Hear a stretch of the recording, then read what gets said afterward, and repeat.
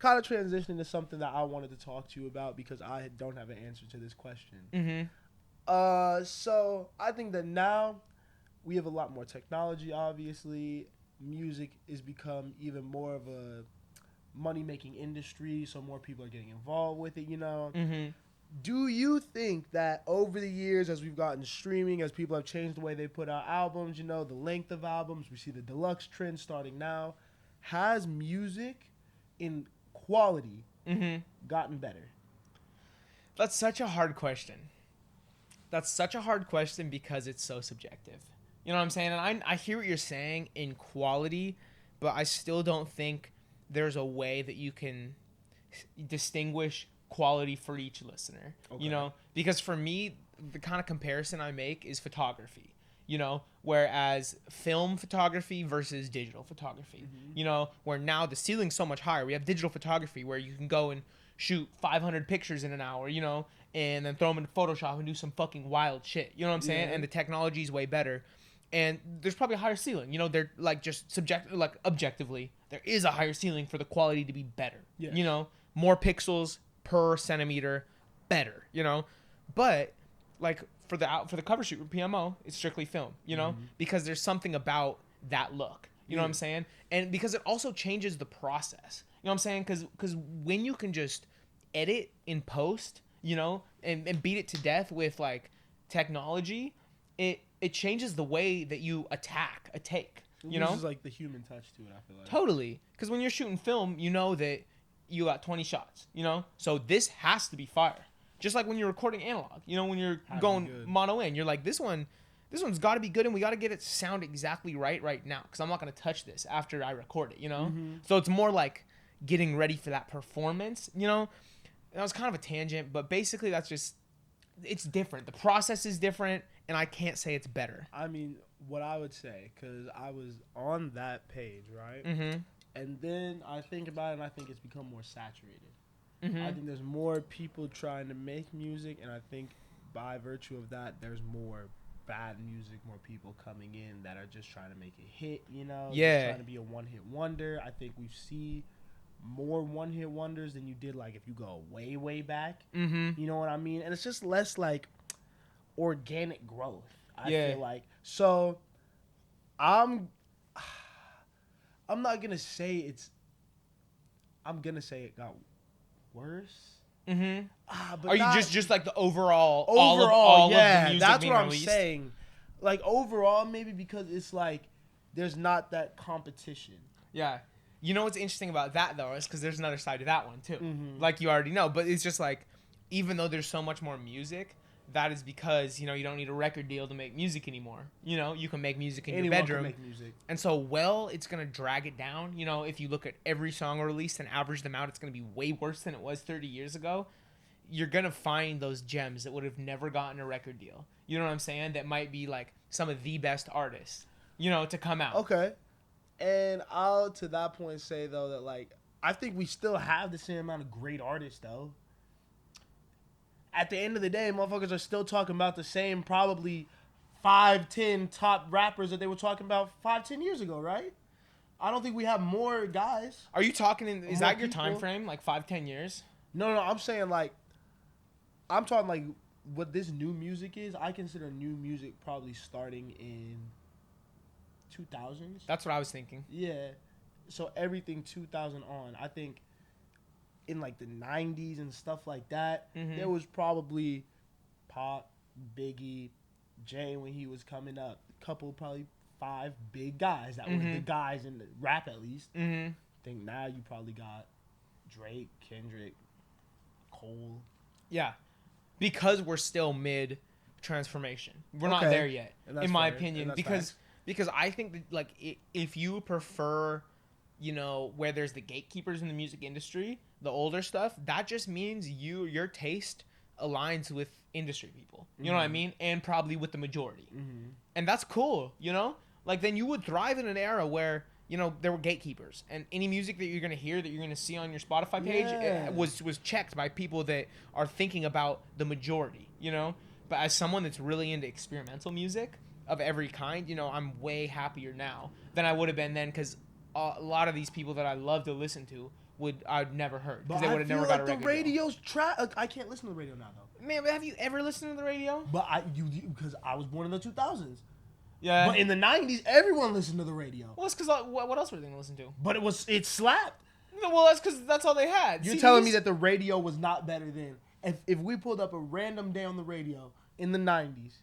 I think the music that was played throughout the day might be better than what's on the radio today. Yeah, I totally agree. It would be way better. And I think that you hit on the head right when you said that, like, as people who listen to a lot of music of all different genres, the more eclectic shit, like, we don't like the mainstream stuff, we have to find these other outlets, and that's what this era has provided us with. There's so many people that have given us other options that isn't the mainstream. Yeah.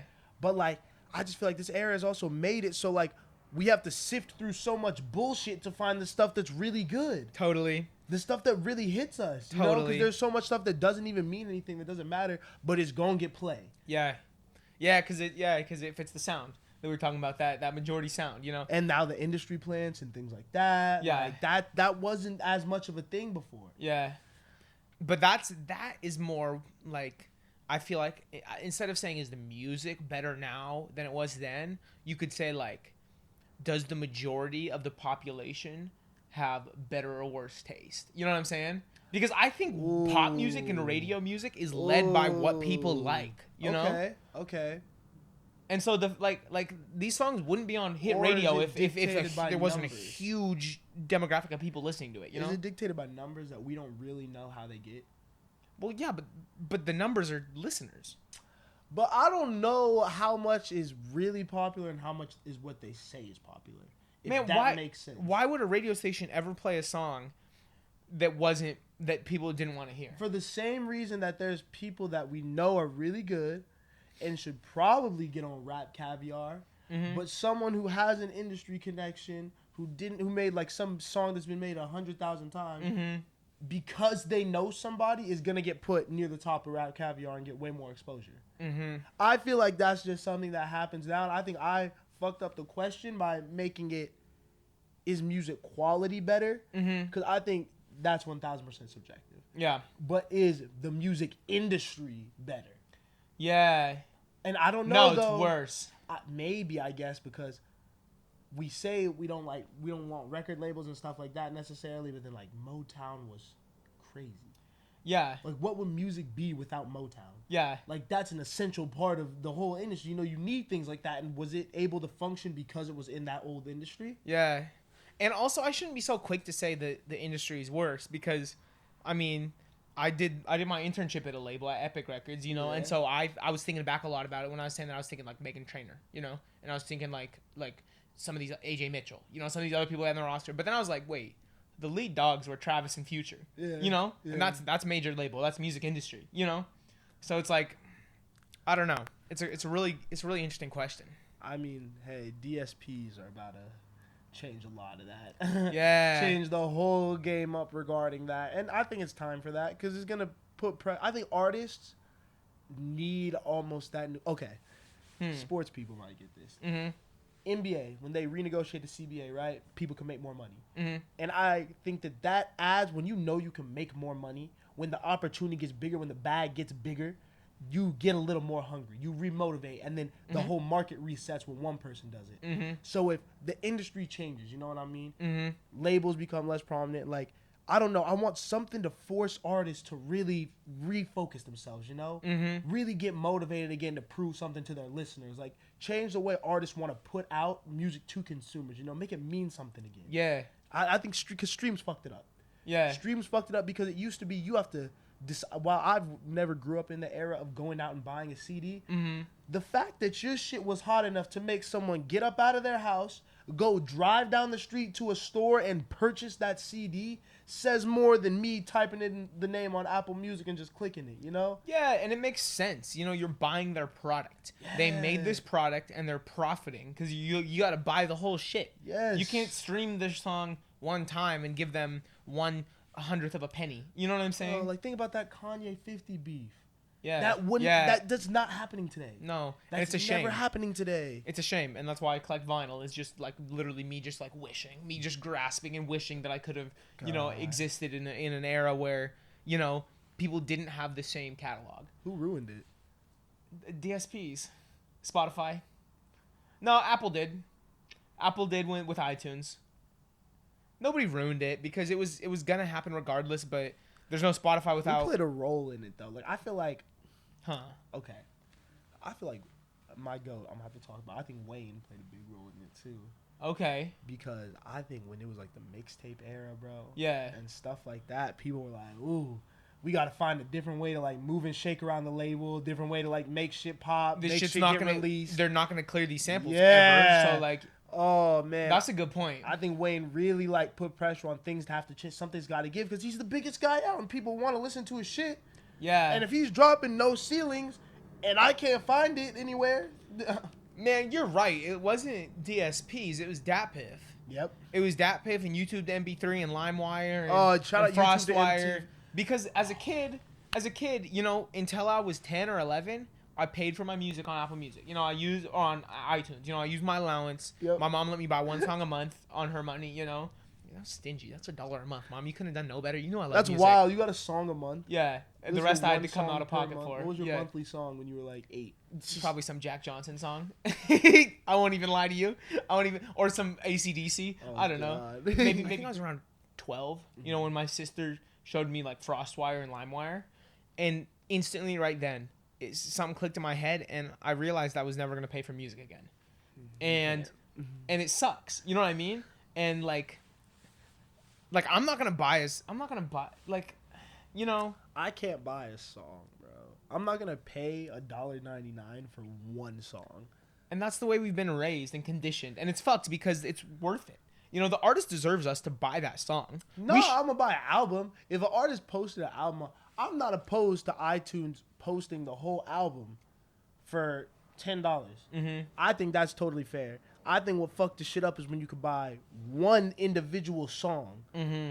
Cause then it's like, I'm not paying. I can't justify that now. At this point, I don't see how anyone in life could ever justify paying for a single song. Yeah, I can't either.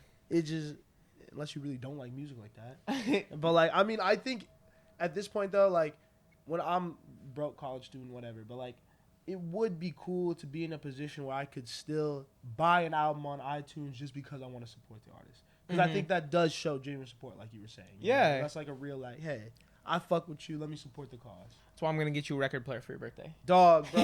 Dog, bro. Hey. Bro. I need that. Yeah, you do. I need that. I guess the other way that we show our support is like merch. Merch. I think merch is an easy way now with the streaming era. Mm-hmm. I had one more thing about this. I totally am blanking about streams because so think like for me, I just think about like coming up in the CD or vinyl era when people didn't have access to the whole catalog, and like that was really some shit. Like think about being the guy with the CDs nobody had. Ooh. You know, people couldn't listen to this music unless they were with you listening to your CD. You know how badass that would be? Because I know both of us would be the kids that spent all our money on CDs, you know, and had those collections that people literally had to come to us to hear this new you know what I mean? Like, were you ever the kid with like the unreleased hard drive? Not really, honestly. Oh, well, I had the DatPiff library. I guess that's unreal. Yeah. I remember the homie, shout out Jack, bro. Yeah. He plugged me with the fat hard drive. It gave me like 18,000 songs. Like, he was a year older, so like then all my homies would come to me and like I'd be like, give me the flash drive, I got you, bro. See, it's the same sentiment, and it's awesome. It's fire. It's really essential, bro, and it brings the music community together. Yeah. And that's what's the best part about listening to music and like purchasing music and going to concerts. You want to be around a bunch of people who are appreciating the art and the artist the same way you are, you know? Mm-hmm. It's like a celebration of like that shit for real to me. Mm-hmm. Oh. Damn.